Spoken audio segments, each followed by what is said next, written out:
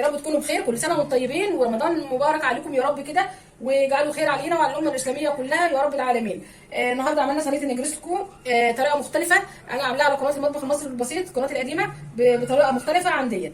فان شاء الله هحط لكم دي صندوق الوصف، ودي طبعا هتكون قدامكم. ما تنسوش بقى تعملوا لايك وشير وسبسكرايب وتفعلوا زر الجرس عشان يوصلكم كل جديد من منار.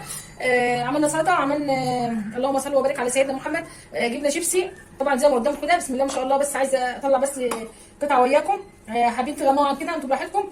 طبعا هتقولوا الصوص مستوي يا ام منار، الصوص لازم يكون طري فيها، سايح كده خالص، هو المفروض كده. بسم الله الرحمن الرحيم. وهبدا كده اخرج قطعه معاكم، بسم الله ما شاء الله. بصوا الريحه بقى ما اقولكوش، ما شاء الله ما شاء الله. بصوا شايفين الجمال والجبنه وسيحان الجبنه، شايفين الجمال، شايفين المكرونه ما شاء الله جميله جدا ما شاء الله، والفراخ جواها جوسي وجميله، شايفين الجمال. يا رب اكون بفيدكم فيديوهات يا حبايبي، يا رب تكونوا بتستفيدوا منها. يلا بينا نشوف صينيه النجرسكو ديت عملت ازاي. يلا يا حبايبي، معانا بقى فراخ الشاورما، فراخ شاورما متقطعه كده شرايح او مربعات عادي انت براحتك، بس هو النجرسكو بيتعمل بشرايح، فراخ شرايح، بس هي عادي مش هتفرق حاجه. احنا كده قطعنا صدرين لان احنا هنعمل قالب واحد. معانا بقى التوابل، معلقه ملح، معلقه بابريكا، معلقه بهارات مشكله من اللي هي عندنا، طبعا احنا حاطين فيها جميع البهارات، معلقه فلفل صغيره، معلقه ثوم صغيره بودره ثوم، معلقه كاري. تمام، هنبدا نحطهم كده. ومعانا بقى مستردة، هنحط حوالي نص معلقه، مش كتير، مش لازم، بس عندي بنات عايزين الحاجات ديت فيه. انتوا بس هتستكفوا بالبهارات اللي انا قلت لكم عليها فقط لا غير، عادي. معلقه دبس رمان، نص معلقه مش معلقه. صويا صوص برضو نص معلقه.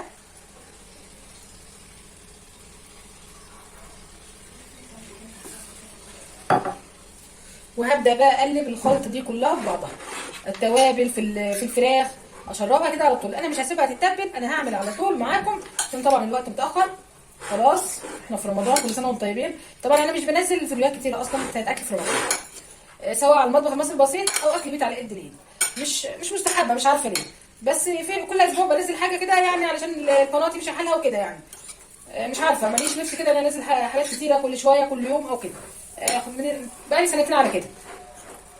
احنا كده قلبناها كده في التوابل والخلطه الجميله اللي احنا عملناها، ويلا بينا على البوتاجاز في صينيه كده او طاسه ونشوف هنعمل ايه. يلا يا حبايبي، احنا كده شغلنا البوتاجاز وحطينا مكعبين زبده وحوالي معلقتين زيت، تمام كده، وهنسيبهم كده يا دوبك كده ايه، حاجه بسيطه بس كده يدوب. هنبدا نحط الفراخ تبعنا، بسم الله، نقلبها بقى نشوحها كده تشويحه بسيطه.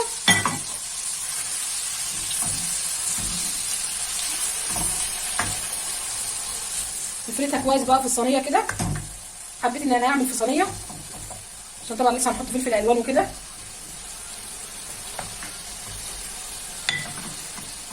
هحضر نص كوبايه ميه عشان طبعا سوى الفراخ. انا كده يا حبايبي خلاص شوحت الفراخ، طلعت بسم الله ما شاء الله ريحتها جميله جدا. هبدا ان انا مكان التتبيله حطيت نص كوبايه ميه، وهغطيها بقى قيمه ربع ساعه تستوي عشان تبقى جوسي كده وجميله وانت بتاكلي. وهنسيبها بقى كده على نار وسط كده، تمام يا حبايبي. وهرجع لكم بقى ان شاء الله نشوف هنعمل ايه الخطوه اللي بعد كده. احنا كده يا حبايبي خلاص رجعنا لكم تاني. معانا طبعا مشروم، انا قشرته ونضفته من جوه، بيبقى فيه حاجات سودا كده بنشيلها، وطبعا مش بنغسله قد لما قشرتيه خلاص. وهنبدا نحط المشروم ده، بتبقى جميله جدا بالمشروم، وده اساسها طبعا. طبعا معانا فلفل الوان، كل جميع الالوان فيه، وفيه قرن فلفل حار معاه. هنبدا بقى نقلب الخلطه الجميله ديت، نديها بقى تشويحه كده يا دوبك كده، حاجه بسيطه. طبعا الفلفل الالوان عندنا مفرز ما بستغناش عنه، دايما معايا دايما على طول السنه، هو وهريسه الشطه. هنحط شويه ثوم صغيره فريش كده،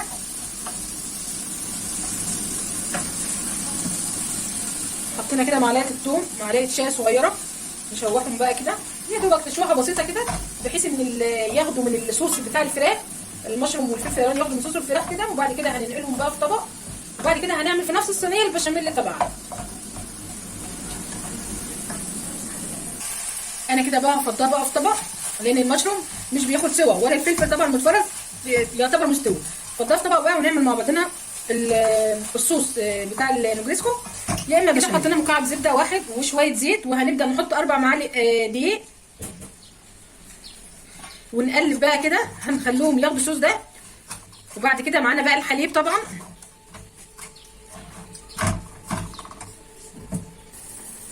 يا دوبك نديله تحميصه كده بسيطه، ونحط عليه الدقيق، نحط عليه الحليب، بقول الدقيق وهو دقيق اصلا.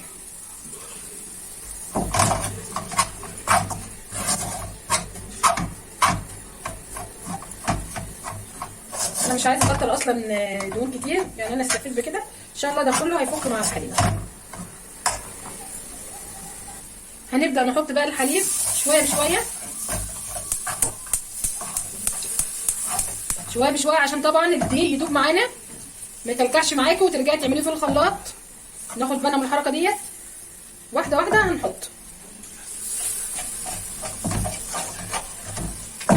هنحط ورقتين ورق لورا، بيديلها نكهه جميله. طبعا التوابل بتاعتنا فيها كل حاجه، طبعا هنحط لها شويه توابل، شويه فلفل اسود،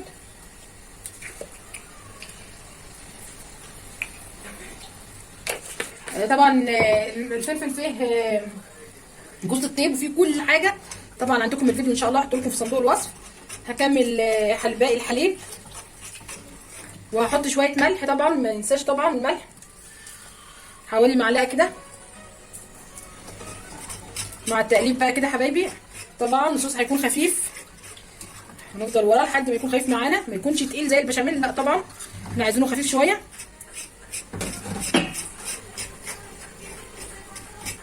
انا كده خلصتها يا حبايبي، هنشيلها بقى ونعمل ميه مغليه كده، حطينا فيها ملح. هنبدا نحط المكرونه كده سليمه، ده كيس ونص طبعا.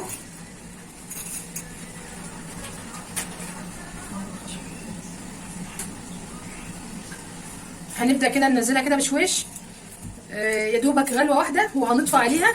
ناخد بالنا حبايبي عشان طبعا هي خفيفه قوي، فاحنا ما احناش عايزين نسواها قوي عشان تكمل سواها في الفرن، عشان ما تكونش معجنه معانا. ناخد بالنا من الحاجات الصغيره دي. هي كده نزلت بقى شويه شويه كده، هنقلبها بقى ونبعدها عن بعضها كده، عشان طبعا تبقى ايه، كل المكرونه تبقى كده ايه مفرفره كده بعيد عن الثانيه، وما تبقاش ملزقه ببعضها. بسم الله. انا كده بقى هسلقها يا دوبك كده دقيقه او دقيقتين تغلي كده فيها، وبعد كده انا هصفيها ونرجع مع بعضنا نعمل النجرسكو. احنا كده يا حبايبي معانا بقى القارب، معانا المكرونه صفيناها. شايفين المكرونه؟ عايزه اوريكم بس شكلها. شايفين؟ ما تتغسلش يا حبايبي، المكرونه ما تكونش سوا كامل، تكون يعني مقربه كده على النص سوا. شايفين؟ مفرفره وجميله سخنه خلاص ما شاء الله. هبدا كده احطها كده في القارب.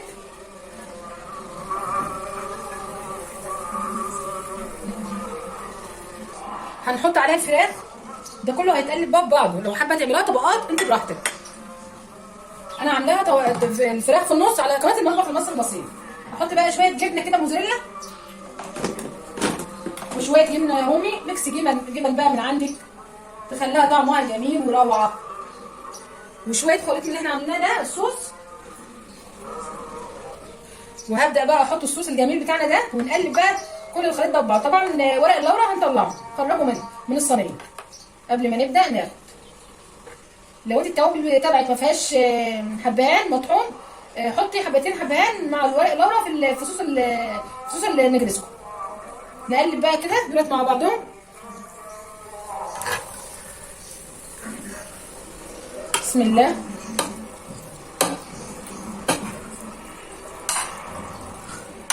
عايزه بقى الصوص يخضر كده المكرونه والفراخ.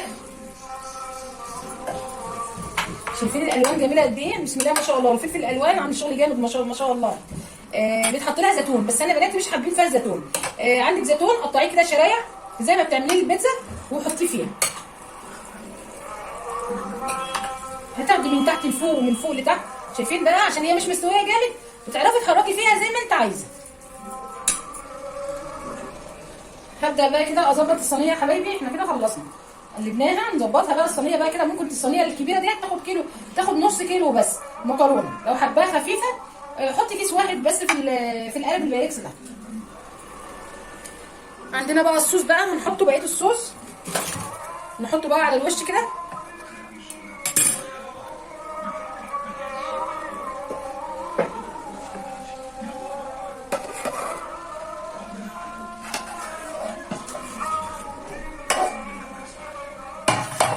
هنظبطه كده ونعدله وارجع لكم تاني. هبدا بقى ان انا احط شويه جبنه رومي على الوش كده،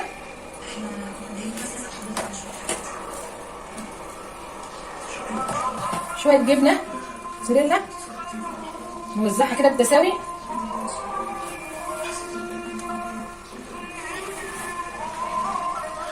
دخلها بقى. انا طبعا وانا بسلق المكرونه شغلت الفرن، نكونوا مشغلين الفرن قبلها في نص ما انت بتحضري حاجتك، تدخليها بقى في الرف الوسطاني.